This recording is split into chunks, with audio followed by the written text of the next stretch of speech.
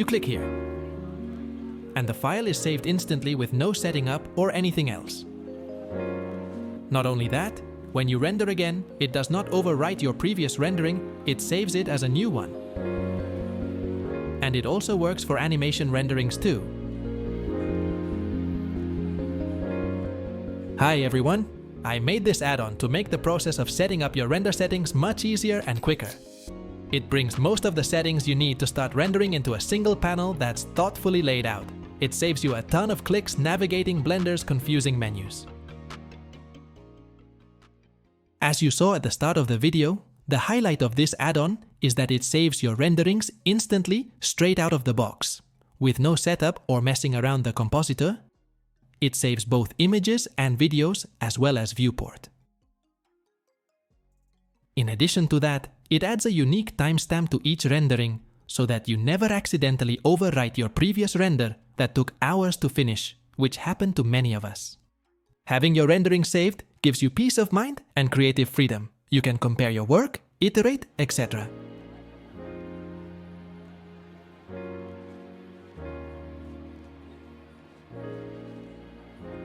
And in case you don't want to save, you can still use Blender's default render shortcuts.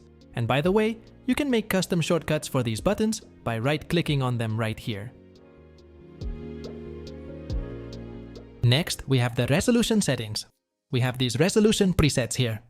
I included the most used ones. The low resolution ones are for making previews.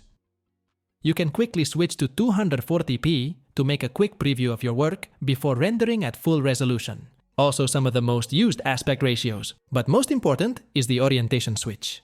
One click you can switch between landscape and portrait, and it will keep both your resolution and your aspect ratio intact when you switch between landscape and portrait, which is very convenient, and especially useful with the rise of short-form and vertical content. The other thing we have is changing the frame rate to 60 FPS. Normally in Blender, when you change the frame rate from this menu, it changes the frame rate. The output video will be 60 FPS, but it does not create new frames. It compresses the frames you have to a shorter duration, and animation playback will be sped up. For example, if you have a 2-second animation at 30 FPS, and you change it to 60 FPS from Blender's default menu, you get a 1-second animation, not 2, which is not what we want in most cases. And to fix that, you need to mess around with time stretching, and then fix your frame range and do some manual calculations. With the add-on, however, it's just one click. Notice how the playback is not sped up. It fixes the time stretching as well as the frame range. Next is the file format. We have the most commonly used for image and video, MP4 and PNG. PNG has this transparency or alpha toggle. This is nothing special here, it's just for ease of access. For example, the file format is here and the transparency is... I don't know where it is. It's buried right here. Why the f is it here? I don't know. Having everything in one place is the premise of this add-on.